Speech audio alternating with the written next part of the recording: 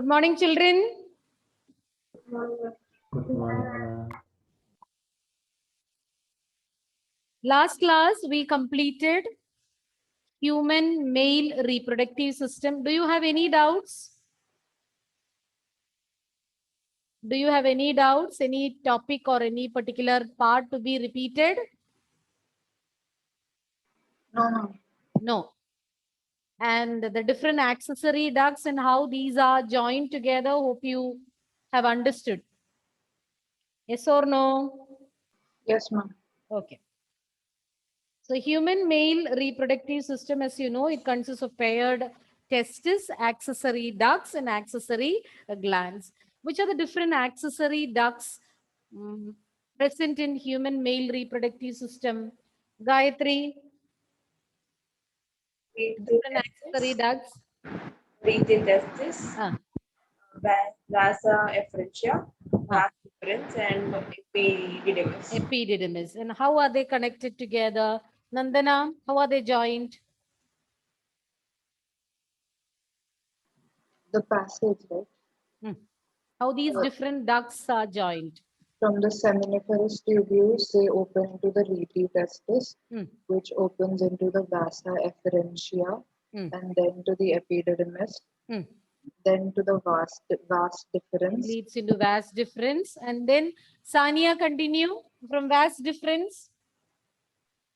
Then it joins with the duct of seminal vesicle to form a common Ejaculatory duct. Then through urethra, it moves out.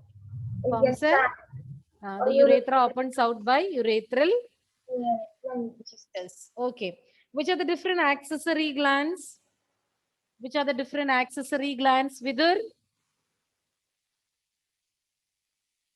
Accessory ducts. He already mentioned. Prostate Yes. gland. Prostate gland. A pair of seminal vesicles. Seminal vesicles. Then Cowper's gland or bulbourethral glands. Then seminal vesicles and one more. Starting with P. Prostate gland. Prostate gland. Okay. And what do we call the secretion of these glands collectively? Naureen? Seminal plasma. Seminal plasma. What are the functions performed by seminal plasma now? It is rich in fructose, Fructose, and calcium and enzymes. calcium and enzymes. Then, what are the different functions? I asked you functions, Anna, or the composition? Functions I asked, no? Yes, ma'am. Yes, ma'am. Give me the functions. You told me about the composition. What makes up seminal plasma? One function? Helps in transporting sperms. Helps in the transport of sperms. Rijaz, second one?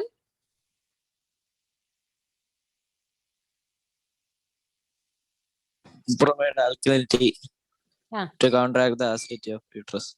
Acidity of the uterus. And the third point? Punya?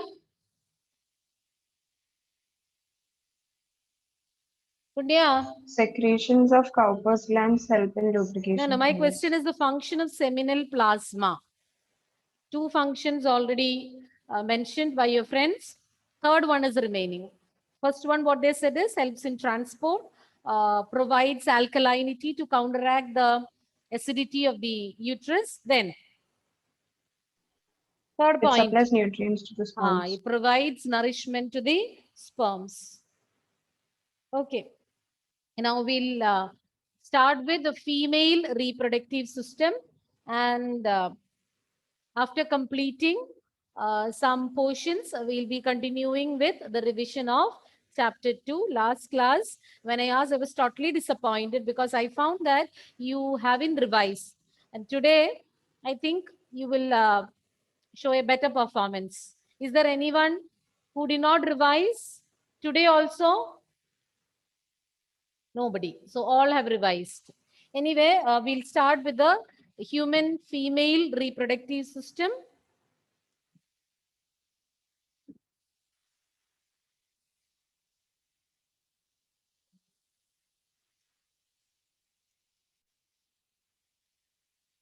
Human female reproductive system consists of paired ovaries, oviducts, uterus. Once again, ovaries, oviducts, uterus, cervix, and vagina. So these are the different parts of female reproductive system. Ovaries are paired, oviducts are also paired, ovaries, oviducts, uterus, cervix, and vagina. And these make up the human female reproductive system. And apart from this, there is external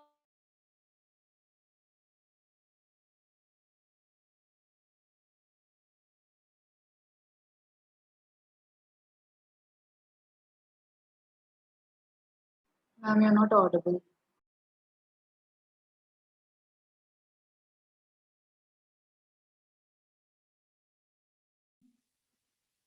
We'll start with paired ovaries. So once again, I will repeat the different parts of human female reproductive system. A pair of ovaries, a pair of oviducts. What is the other name for oviducts? Fallopian tubes. Fallopian tubes. Uterus, cervix, vagina, and external genitalia. External genitalia means external genital organs. And in human males also, we had discussed the same topic or same under same heading. We had discussed about the external genital organs. And these are located in the pelvic region. Pelvic region means the lower abdomen in between the hip bones, the part of the or the lower abdomen which is present in between the hip bones. So the hip region you can call as pelvic region or the pelvis. Once again, the lower abdominal region between the hip bones is known as pelvis. An external genitalia is located in the pelvic region. We'll start with paired ovaries. Who can tell me the functions of ovaries? Michael, give me the functions of ovaries. You've learned in lower classes. What is its role? What do they produce? Um, they Louder? produce egg cells. They produce egg eggs or ovum, or ovum is singular, ova plural. You can call they produce, sorry, you can say that they produce female gametes, ova or eggs. Apart from that, They provide nourishment to the egg cell also. Egg cells, ovary is providing nourishment. Ovary function, it is having dual function. This you have learned in 10th standard also. They perform dual function just like testis. They perform the function of producing female gametes or eggs. Apart from that, they have endocrine function. Means what, Michael? Endocrine function means? Endocrine hormones. They produce hormones like estrogen, progesterone. All these hormones are also produced by our ovaries or produced by the ovaries in females, and they perform several important functions which you will be learning later. Primary sex organs. In males, the primary sex organs are testes, and in females, the primary sex organs are ovaries, and they produce ova, eggs or female gametes, and steroid ovarian hormones like estrogen and progesterone. So it's having ovaries having dual function, just like testes. They have exocrine and endocrine functions. They produce hormones at the same time they produce gametes. Testis produces sperms as well as hormones like testosterone, and ovaries produce eggs as well as hormones like estrogen and progesterone. And the role of these hormones you will be learning. Ovaries are located on both sides of the lower abdomen. In the lower abdominal region, you can see ovaries on either side. So here you can find one, and on the other side. Ovaries are located in the lower abdomen on both sides. Each ovary is 2 to 4 centimeter in length, and it is connected to the pelvic wall and uterus by means of ligaments. What are ligaments? What are ligaments? Anybody? What do you mean by ligaments? Ligaments and tendons. Not remembering? Type of connective tissue. Tissue. So connective tissue, agreed. What function do they perform? Connects muscle to bone. Ah, very good. They connect muscle to bone. They are tough elastic fibers which connect muscle to bone. So ovary is connected to the pelvic wall. The pelvic, already I told you what is meant by pelvis. It's the lower abdominal region between the hip bones. So to the pelvic wall, it is connected as well as to the uterus with the help of ligaments. So ligaments help in connecting ovary to the pelvic wall as well as to the uterus. And the size of the ovary or the length is 2 to 4 centimeter. Once again, the primary sex organs in human females are ovaries. They perform dual function. They release female gametes or ova. They also have endocrine functions. They produce hormones like estrogen and progesterone. And the location, they are located in the abdominal region on both sides, and its length is 2 to approximately this 2 to 4 centimeter, and ligaments help in connecting ovaries to the pelvic wall as well as to the uterus. So here you can see a picture of a part of uterus, oviduct, and the ovary also you can see. The first figure is the diagrammatic representation.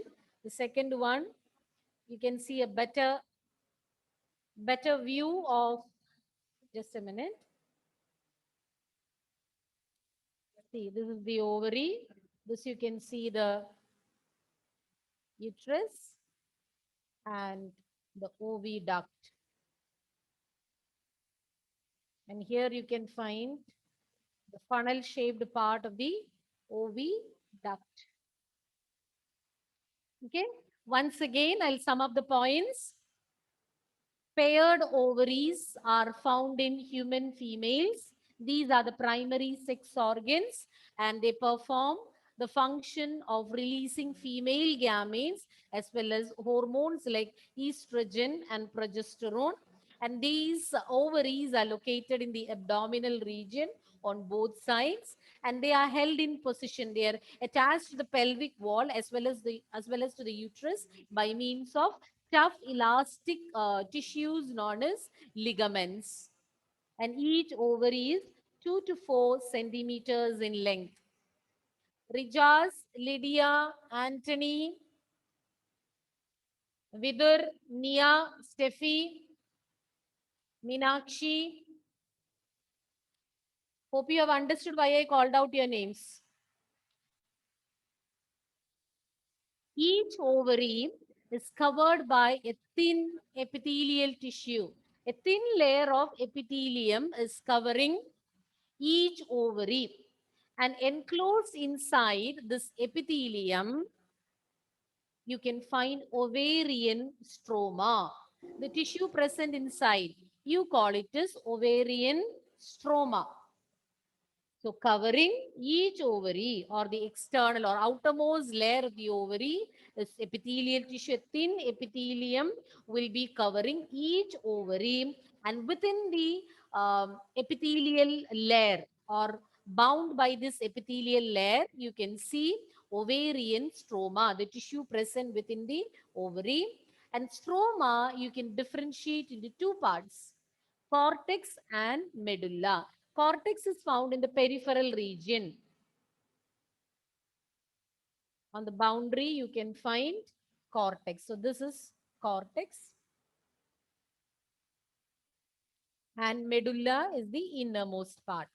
So cortex is the peripheral region found on the periphery near the surface or near the edge whereas the tissue present inside, you call it as medulla. So each ovary is covered by a thin layer of epithelium, and enclosed within this epithelium, you can find ovarian stroma. Ovarian stroma can be differentiated into two parts, cortex and medulla. Cortex is found in the peripheral region or in the border of the ovary. You can find cortex, and the innermost part, the tissue, you call it is medulla. Cortex and medulla. You're familiar with this. You have learned the same terms when we learned about kidney, brain. So cortex and medulla, the terms are familiar. So ovarian stroma is divided into two zones, peripheral cortex and inner medulla. Any doubt? You want me to repeat it? Children, you want me to repeat it? Okay. Now moving on to the next, the different accessory ducts. So paired ovaries are over. Paired ovaries we finished discussing. Next is about the different accessory ducts. Two oviducts. You call it as fallopian tubes also. Then there is a uterus, vagina,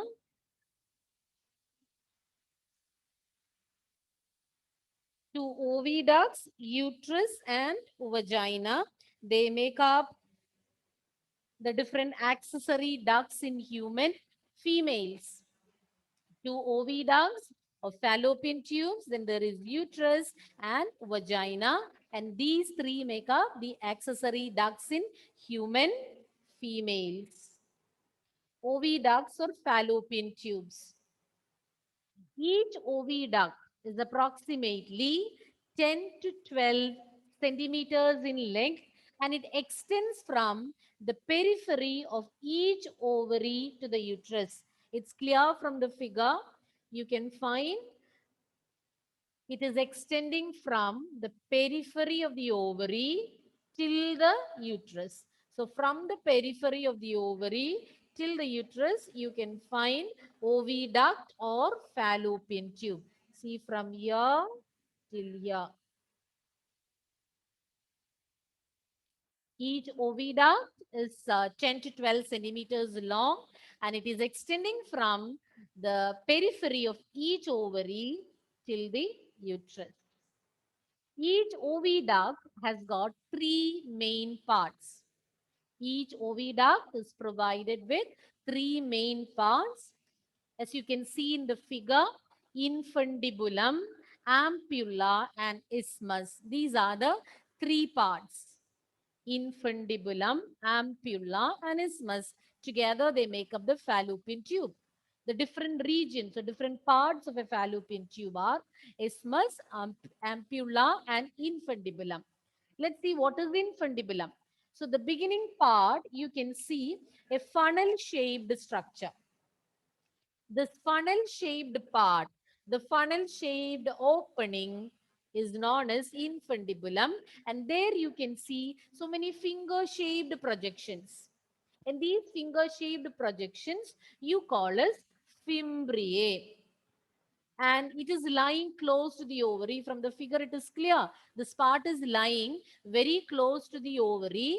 The reason is, once the ovary releases the ovum, this can be easily picked up by the fimbriae. And from the fimbriae, it will be slowly moving towards the other parts of the oviduct. Okay? And it reaches the site of fertilization. You will learn specifically which is the site of fertilization in the as such, you know that it's in the fallopian tube, and to be specific, it takes place in the ampullary region. Okay, so from there it will be moving to the ampulla, and if fertilization takes place and if fertilization is not happening, you know what are the changes taking place after that. Once again, oviduct has got three main parts: infundibulum, ampulla, and isthmus. Infundibulum is the opening, which is, or you can say it's a funnel-shaped opening. And as you can see in the figure, it's provided with many finger-shaped projections. And These finger-shaped projections, you call it as fimbriae. And fimbriae will help in collecting the ovum with the help of this funnel-shaped part provided with fimbriae. They can easily collect the ovum once ovary releases it. And from there, it will slowly move to the other parts. Ampulla is a wider part. When compared to the other parts, ampulla is having a wider lumen. It's a wider part of the oviduct and where fertilization takes place. Next is isthmus. It's having a narrow lumen and it is the part that joins with the uterus. The ciliated epithelium lining the lumen of the oviduct drives the ovum towards the uterus. So you know that sperm and ovum, when you compare sperm and ovum, sperm is having a tail, it's motile, it's capable of locomotion. It can reach the ovum with the help of the tail. Tail helps in its movement. Whereas ovum is non-motile, it's not having any locomotory structures. Then how this ovum can reach the fallopian tube, and in case of fertilization is taking place, how do they move and reach the uterus where they get implanted? It's with the help of the ciliated epithelium. It is with the help of the ciliated, just a minute. It is with the help of the ciliated epithelium. Fallopian tube is lined with ciliated epithelium. This you have learned in class 9. Epithelial tissues provided with minute hair-like structures known as cilia. And the cilia will be beating like the oars of a boat. So with the help of this ciliary movements, the egg can be transferred to the uterus, or it can easily get transported from from the tip of the, or from the infundibulum to the rest of the oviduct and even to the uterus. So it is a ciliated epithelium which will enable the ovum to move towards the uterus. So once again, I'll be repeating the points. Oviducts, we're discussing about oviducts. Each oviduct is 10 to 12 centimeter long and it extends from the periphery of the ovary till the uterus. And there are three main parts. We can differentiate three parts for the oviduct: infundibulum, ampulla, and isthmus. Infundibulum is the funnel-shaped opening. Just like a funnel, you can see that just a broader, definitely the wider lumen is for the oviduct, but there you can see just like a funnel. 1 minute. So funnel looks like this, isn't it? So just like that, here you can see that funnel shaped part, and this funnel shaped opening, as you can see in the figure, it's provided with so many finger shaped projections, and you call it as a fimbriae. And what is the role performed by this fimbriae? It's lying closer to the ovary, and with the help of this fimbriae, infundibulum can collect the ovum. And the next part is ampulla. It's a wider part of the oviduct where fertilization takes place. And then comes isthmus. It's having a narrow lumen. It is the part which will be joining with the uterus. And even though ovum is not having any locomotory structures, with the help of the ciliated epithelium, which lines the inner part of the lumen of the oviduct, they get easily transported to the uterus. Okay, so any doubts, children? Do you have any doubt? Any slide to be seen again? No, everything is clear. I cannot hear your voice. You are saying and I'm not hearing, or you're not saying? It is clear now. Okay. Anthony? Anthony, clear? Okay. So you'll be answering my questions. You have understood. Vidur? Meenakshi, Steffi.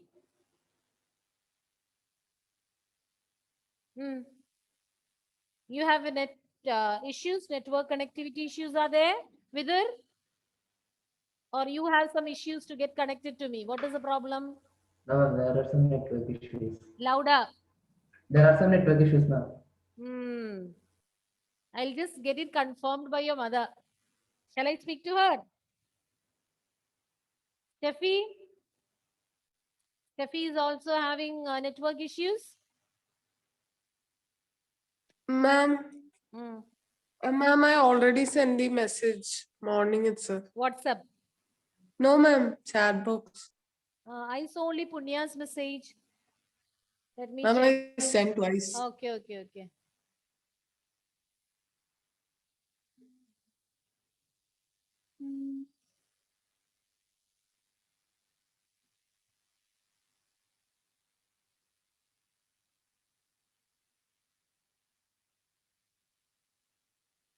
I didn't find Steffi. Okay, anyways. Others are not having any issues, no? Okay, keep the videos on then. No doubts. Everything is clear. Yes? Yes, ma'am. Okay. The next part. So we already learned about, just a minute. We have already learned about oviducts. Then now what is remaining is uterus and vagina. So the different accessory ducts include two oviducts, uterus and vagina. I have already explained oviduct, and next comes uterus or womb.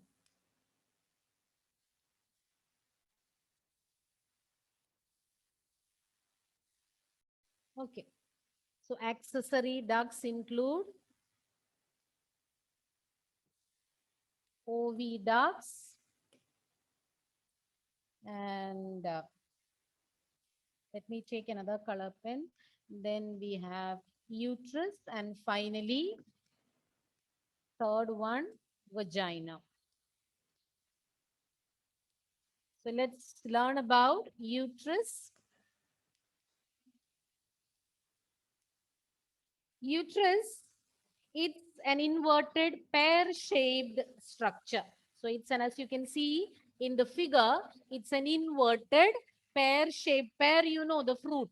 So just like an inverted pear, uterus, the structure looks like an inverted pear and it is supported by ligaments. So here also, just like we mentioned in the case of ovary is connected to the uterus as well as to the pelvic wall by means of ligaments, and uterus is also connected or attached to the pelvic wall with the help of ligaments. And there are three parts for our uterus. The upper fundus, so you can differentiate three parts with the uterus. Upper region, which you call as fundus, then middle region, you call it as body. Middle is body and terminal cervix. Terminal portion is known as cervix. These are the three parts of uterus. Once again, I will repeat.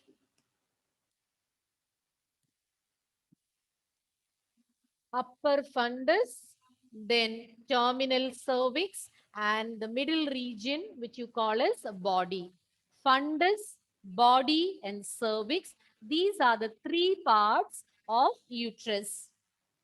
And the cervix will be opening into vagina. As you can see, cervix is opening into vagina, the female reproductive tract. Cervix, this region is known as cervix, and this will be opening into vagina. So once again, the different accessory ducts in human females include oviducts, uterus, vagina, and uterus can be differentiated into three parts: upper fundus, middle body, and terminal cervix. And it is the cervix which opens into vagina. And here you can find in the figure, there are 3 layers. 3 layers make up the uterine wall. The uterine wall is made up of 3 layers, and these 3 layers are endometrium, myometrium, and perimetrium. So once again,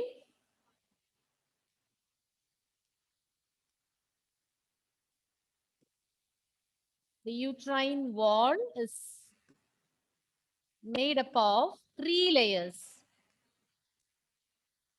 Endometrium, it's the innermost layer. It's glandular and vascular, means it's richly supplied with blood vessels, and it is provided with glands that release some secretions. Then there is middle region, M for middle, M for myometrium. So myometrium is the middle layer, and it is made up of thick layer of smooth muscles. And the external perimetrium, it's made up of a thin membrane. So once again, I will repeat, endometrium, myometrium, and perimetrium are the 3 layers or 3 layers found in uterine wall. Endometrium is the innermost layer. It is glandular and vascular. Vascular means it is richly supplied with blood vessels, and it is glandular because it's provided with the glands. And then myometrium is the middle layer. It's thick. It consists of thick layer of smooth muscle, and then we have external, the outermost layer, perimetrium, which is made up of a thin membrane. So I'll repeat the points that I told about uterus. Uterus, or else we call it as a womb, it looks like an inverted pear, or it is its shape is just like an inverted pear, and it is attached to the pelvic wall with the help of elastic tissues known as ligaments.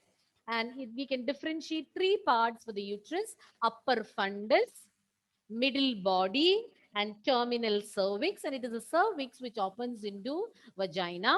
And the uterine wall, it's made up of 3 layers. Innermost layer is endometrium, middle layer is myometrium, outermost layer is known as perimetrium. Perimetrium is made up of a thin membrane. It's a thin membranous layer. Middle layer is made up of thick layer of smooth muscle, and the innermost layer, endometrium, is glandular and vascular, means it's richly supplied with blood vessels, and it's provided with certain glands too. Okay. And the next one is vagina. Vagina is an opening present between, just a minute.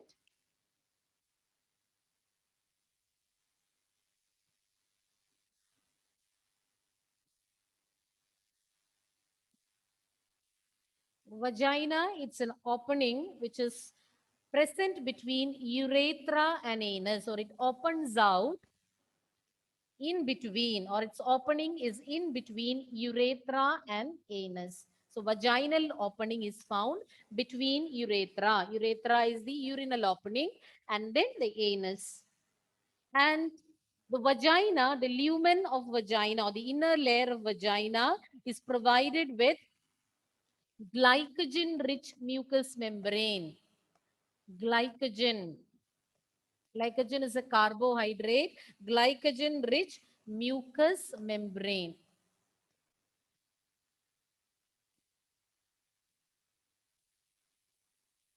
And this membrane consists of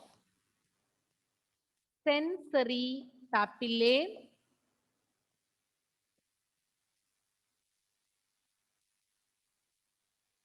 and Bartholin's glands.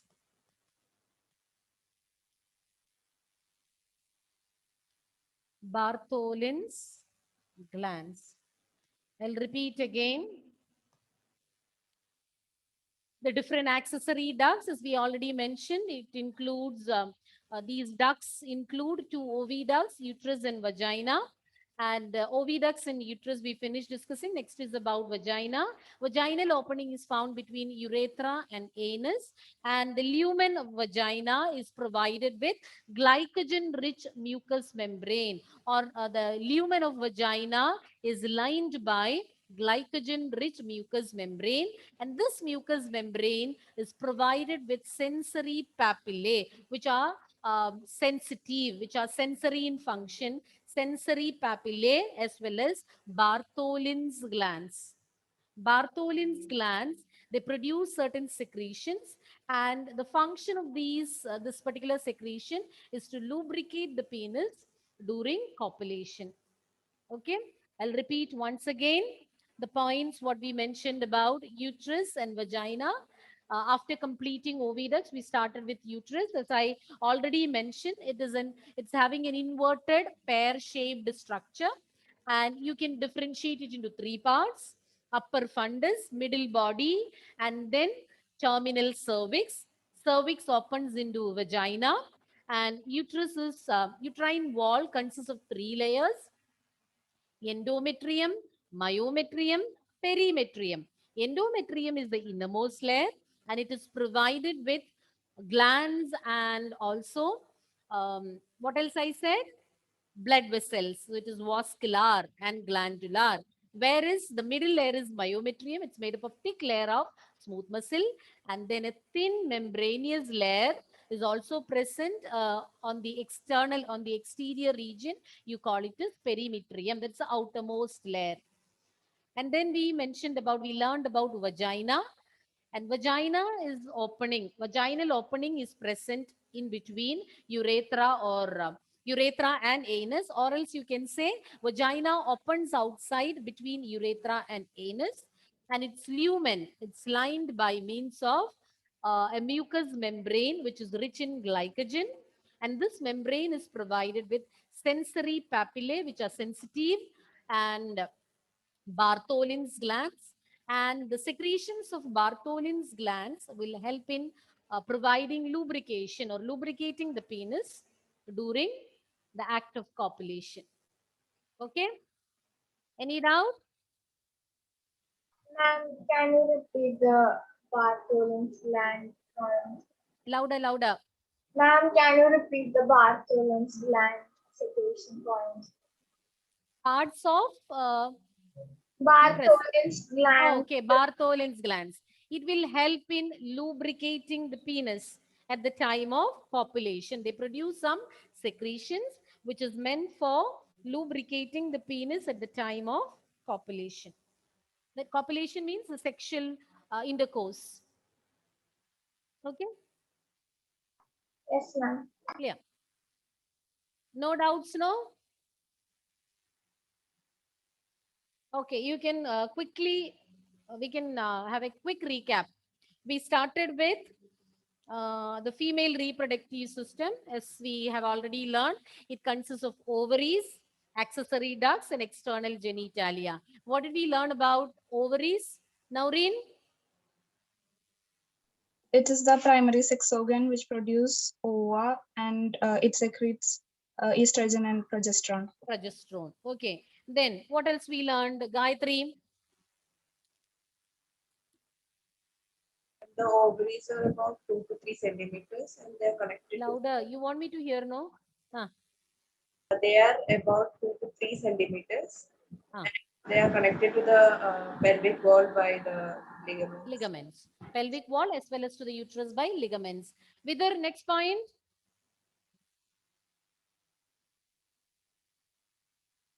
Vidar has changed the location. They are Yes, covered Vidar? by thin. Yes? Location of thin. They are covered by thin membrane. I thought you are saying the reason for changing the place. Okay, they are covered by a thin membrane, epithelium. And what else? And it's enclosed Bound by the epithelium, what is present? stroma. Stroma, ovarian stroma. And what are the different parts of ovarian stroma, Lydia? Inner medulla. Inner medulla and peripheral? Peripheral cortex. Then, one more point I wanted to say, I missed it out. Inside the ovary, you can see ovarian follicles. So, inside the ovary, already I told you, ovary is having is covering of thin epithelium, and bound by this epithelium, you have ovarian stroma, and ovarian stroma can be differentiated into outer cortex or peripheral cortex and inner medulla. And within the ovary, you can find ovarian follicles. These are actually cells, groups of cells, ovarian follicles, and each ovarian follicle is having a centrally placed ovum. Ovarian follicle, each ovarian follicle will be having a centrally placed ovum. So scattered within the ovary, you can find so many ovarian follicles. And within the follicle, within each follicle, there will be an ovum. And ovulation and transformation of ovarian follicles, all those we'll be learning in oogenesis. But for the time being, you just understand that in the ovary, within the ovary, you can find so many cells, groups of cells, you call them as ovarian follicles. Within each follicle, you can find an ovum which is placed at the center. Okay, then which are the different accessory ducts, Anthony? Two oviducts, uterus, vagina. Two oviducts? Uterus, Ah, vagina. vagina. Okay. And what did we learn about oviduct, Nandana? Each oviduct is around 10 to 12 centimeters in length, and they extend from the periphery of the ovary to the uterus. Okay, which are the three different parts, Rijas? Infundibulum, ambula, and isthmus. Upper infundibulum, middle body. Oh, sorry, oviduct you're saying. Okay, say once again. Infundibulum. Infundibulum, Ah. ambula, and isthmus. Isthmus. Okay. Tell me more about these three parts, Meenakshi. What did we learn about these three different parts? Infundibulum is a funnel-shaped opening, and it has some finger-like fimbriae. It helps to collect ovum because it's closer to the ovary. Infundibulum is a region lying close to the ovary, and with the help of fimbriae, they can collect the ovum. Then second one, Gayatri got a chance. Steffi? Ambula. Ampulla. Ampulla? What is special about that?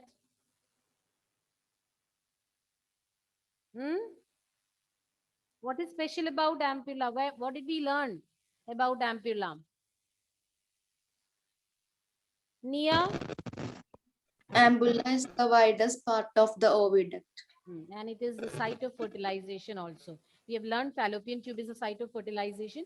To be specific, it takes place in the ampulla. And then the last part is Malavika. Isthmus. It has a narrow lumen and joins the uterus. What is the name of the part? Isthmus. It's a narrow lumen.